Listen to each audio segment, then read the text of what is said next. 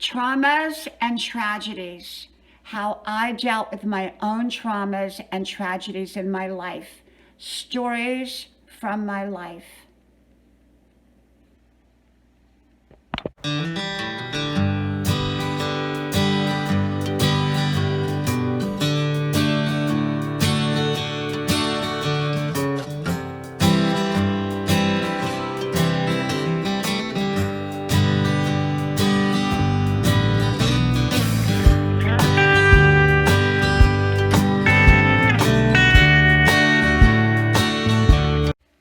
Trauma, tragedy, stories from my life, how to overcome trauma and tragedy.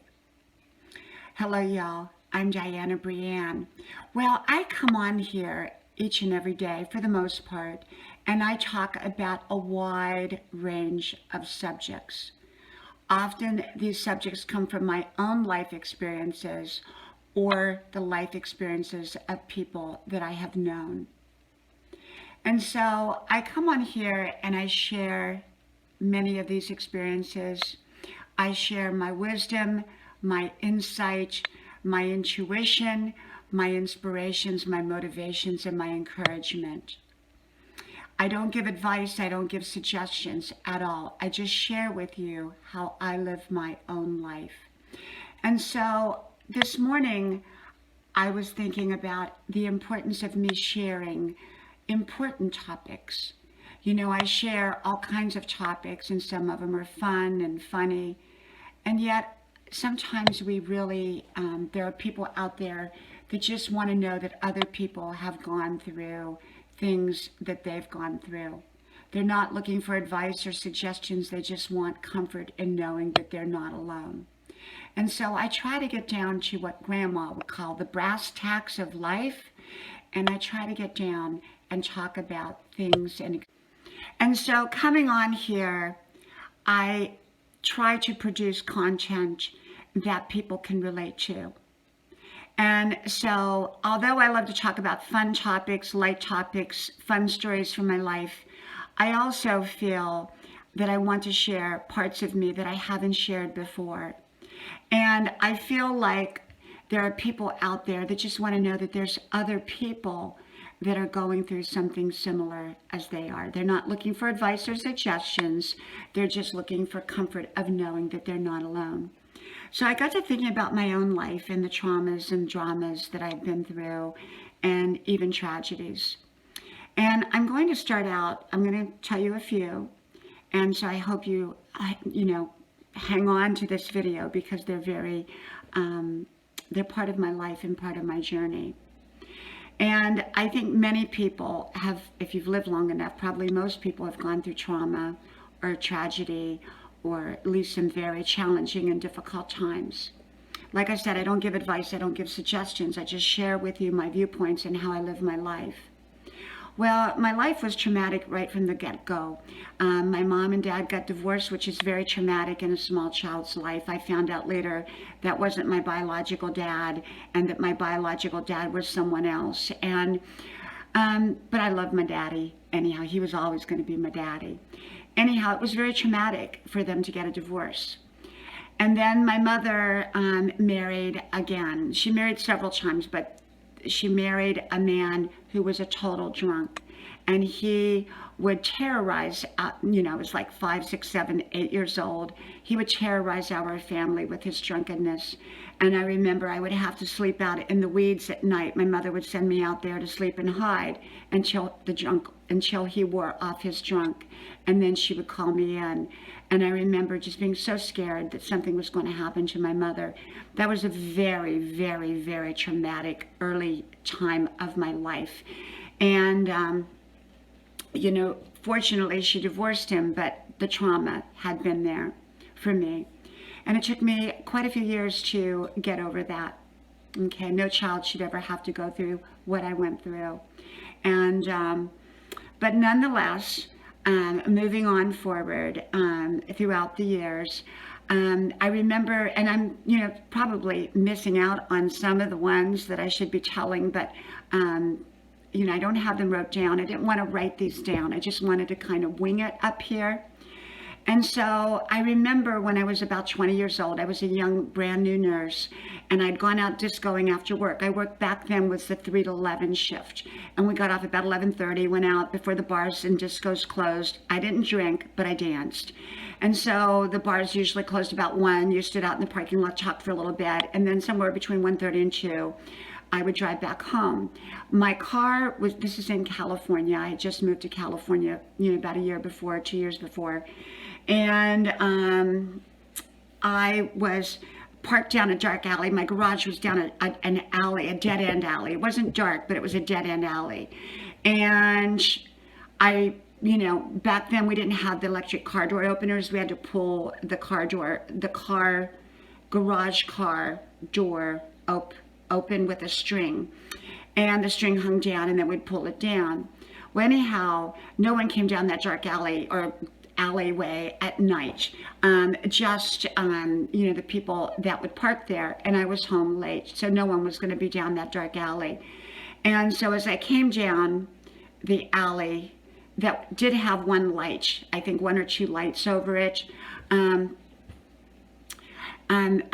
pulled got out, put my car in the garage, and as I was pulling down the garage door with the string, I was thrust to the ground, and I could feel a sharp knife against my neck. And there were 3 younger men who were there, and my nurse's uniform was being ripped, and my head was being kind of ground into the ground. And well, that was a whole nother story I did over on my Dianna Brianne Fairchild channel, because this is my grandma porch channel with Dianna Brianne Fairchild, but I may play this on both. And so make sure to subscribe on both. So anyhow, I started praying like Grandma would say, and I said, Lord Jesus, please help me. Well, I can tell you, the angel in the smoking car came around the corner. And so go watch that one. I think it's called Angel in the Smoking Car or something like that. Great, great video. And goes in more detail. Anyhow, this man, old man with a big stick, got out, shook the stick at these guys, and the guys got up and ran. And when I got up, the old man was gone, and I grabbed my stuff and ran to my apartment. And so there's more to that story. So if you want to listen to it in full, go ahead and listen to it in full over on the Dianna Brianne Fairchild channel. And I think it was called The Angel Down the Dark Alley. I think that's what it was called. So anyhow, that was a huge trauma. I was very traumatized for about 2 years, and I would put chairs up against the door at night, and put things inside the window so no one could open up the window. And I slept terrible for quite a while, and if anyone approached me too quickly, I would jump back. And I'm not a person that is dramatic or anything like that, but it really, really traumatized me. And so on to my next story. So in my early 20s, I dated a lot. I had several significant relationships. And then along came one that I ended up marrying. It was a short-lived marriage. He had come into the marriage with some significant issues and was a wonderful man, an amazing man. I was madly in love. We lived the Palm Springs lifestyle for a very short-lived period of time as a married couple. We bought a beautiful home and decorated it beautifully. I brought furniture in from before, my own belongings as well as his belongings, and we set up housekeeping together as well as marriage. But the marriage unraveled rather quickly due to his own personal circumstances that really had been brought in prior to our marriage. And it was very traumatic to go through a breakup and my first marriage being lost, and so suddenly, and it was all of that. And so I was very traumatized through that.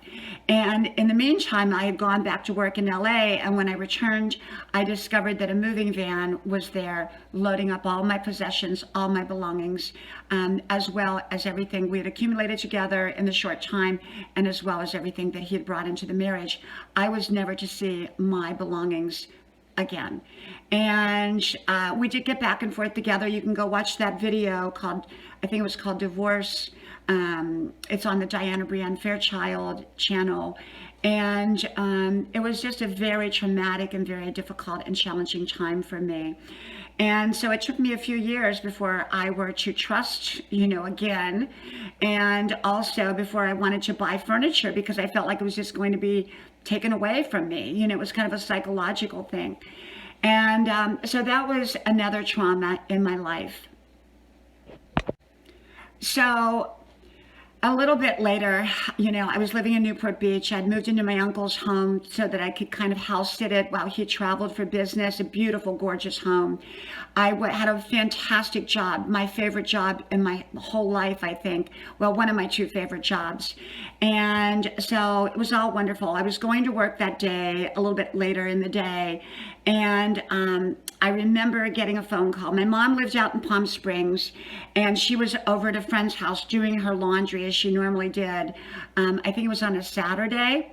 And so, I was getting ready for work, and I get this phone call. And that was back, we had those, well, we still do the phones that you walk around with, except back then they weren't all that good. And I had one of those wires on the top, and it had broken off. So anyhow, I pick up the phone because I had my phone downstairs, but the base of it was upstairs. And a woman was crying and crying, and I couldn't make out what she was saying. I thought she said my grandmother had died, or I didn't know. And it turned out to be my sister was calling me, and she told me that my brother had died. And I was just stunned. I was shocked. I was traumatized at that moment. Life had stood still. And so as the conversation got to unfold, I got the details. It was an unexpected suddenly, and so traumatic and so difficult to deal with. And I'm not going to go into details about it, but it was just very, very traumatic. But I knew what was even going to be more traumatic was when my mother found out. And I knew, even though she was 2 hours away, I knew I had to get out there as quickly as I could. Now, I'm a slow driver that normally drives under the speed limit, but I have to tell you, I was driving at least the speed limit that day. And so I jumped in my car. I took off out for Palm Springs. I knew she was still at her friend's house, and I knew she was going to be getting a lot of messages at her home, and I didn't want her to get the messages. And so I made it to the friends. I blocked her car in with my car so that she couldn't pull out, because I didn't want her, I wanted to make sure I could get in there first. And I walked in to her friend's house, and there she was sitting in the recliner with her little folded clothes in her laundry basket that she had done. It was a man friend that she used to go visit, who was a good friend of hers.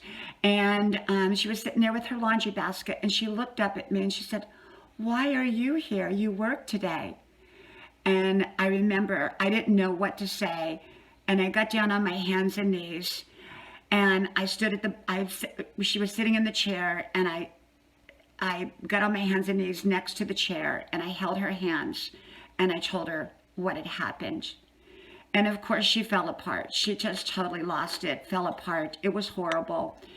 And the next few days were horrible. We had to fly back to where the funeral was going to be, and it was just so traumatic.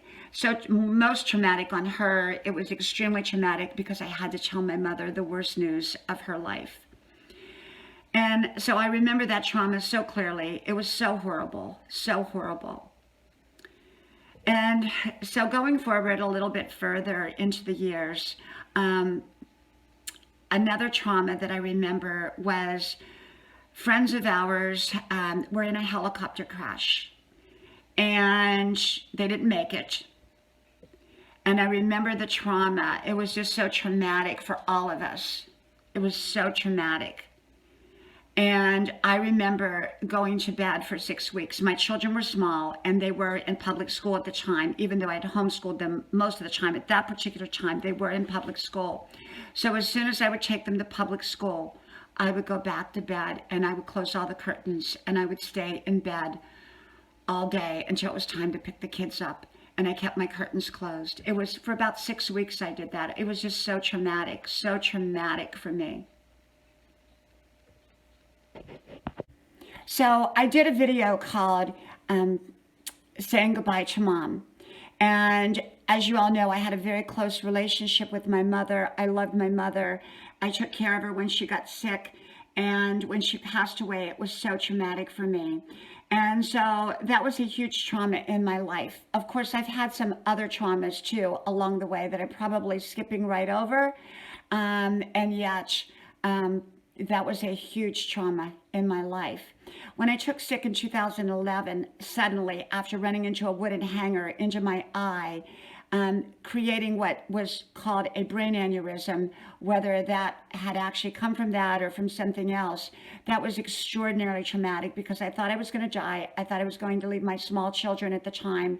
I thought I was going to, this was it. And I was pretty sick for about a year. Actually, for several months, I was really sick, and then I started to progress and get better after that.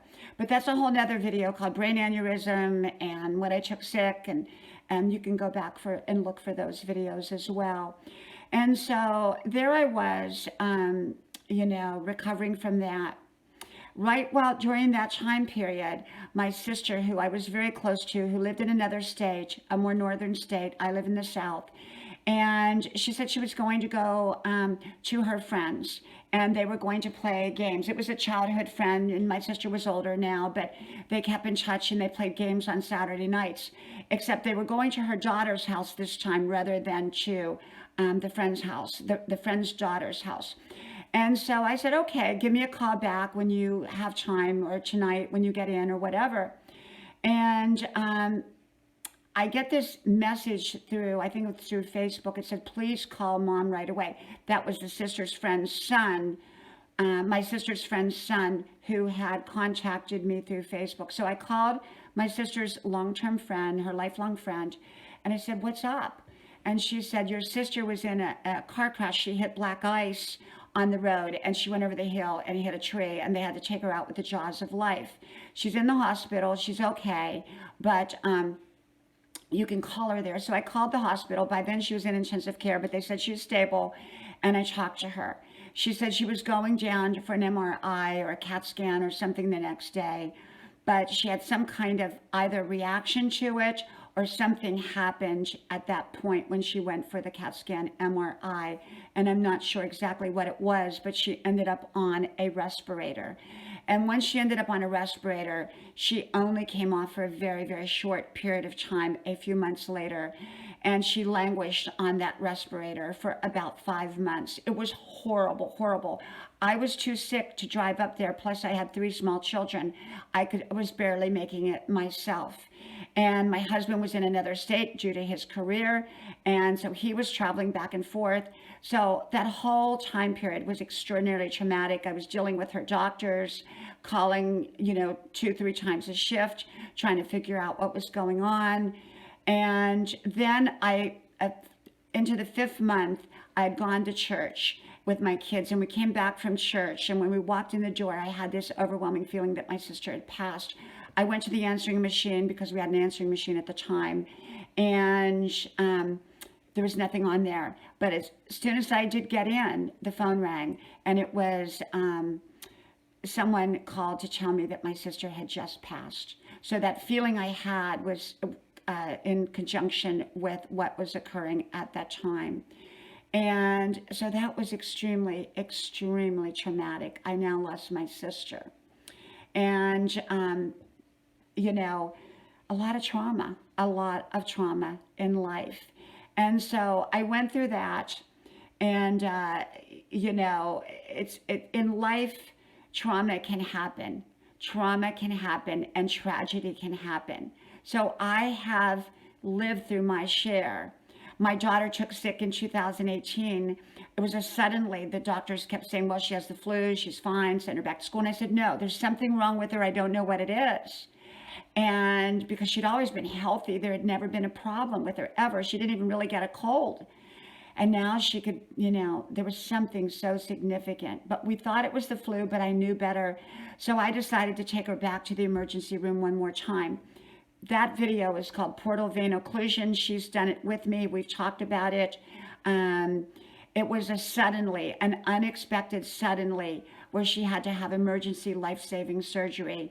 And it was extraordinarily traumatic time. She had to be transported to a university hospital away from here, in which I drove to in the middle of the night.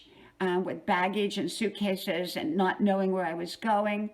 And the thought of losing my daughter was just terrifying, absolutely terrifying. And, you know, that was really before I publicly came on YouTube, but I had done videos over on my other social media platforms during that time. And she's now perfectly fine. And so thank God that trauma didn't, you know, it didn't go in any other direction other than that she got better through the greatness, the great skills of her doctor and my smarts to keep taking her back to the doctor to begin with. And so, like I said, I did a video on that. So I have lived through my share of traumas. I'm probably forgetting some of them, or not talking about them or whatever. I've had small ones, big ones, you know. And so I pray every day, you know, when life goes smoothly. I say, thank you, God. Thank you, God, that today is a wonderful day. Do you get what they call shell shocked, I think it is, like PTSD? I think for me, I did. I think for, you know, sometimes I still think, you know, oh, I pray everything goes okay. I pray everything goes okay. I don't take anything for granted in life.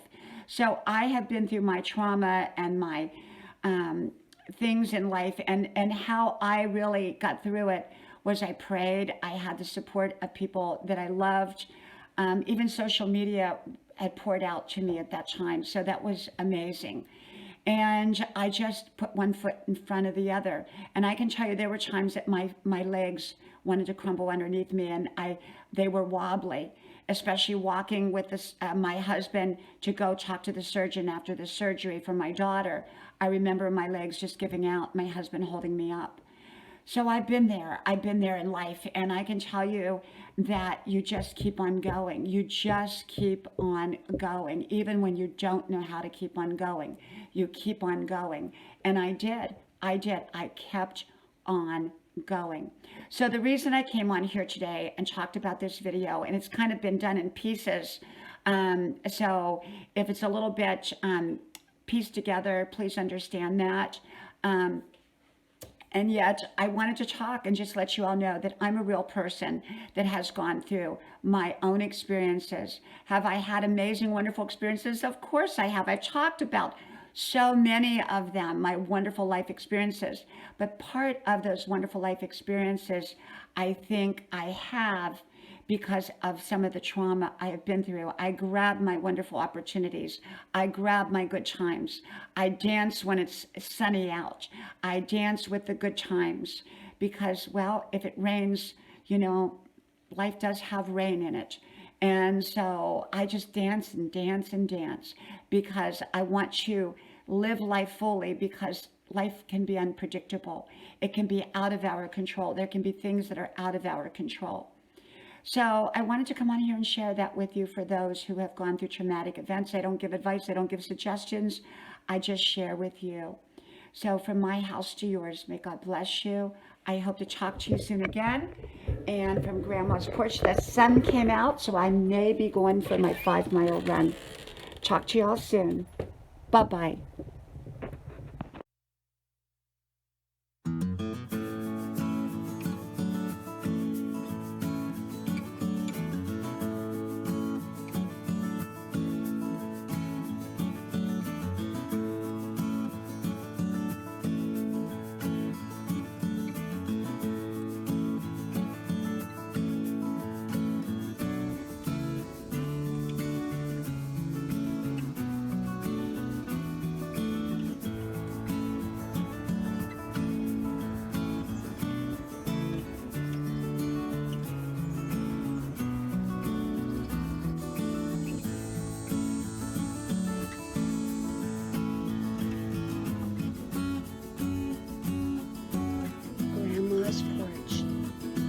To relax and a place to enjoy. Grandma's porch.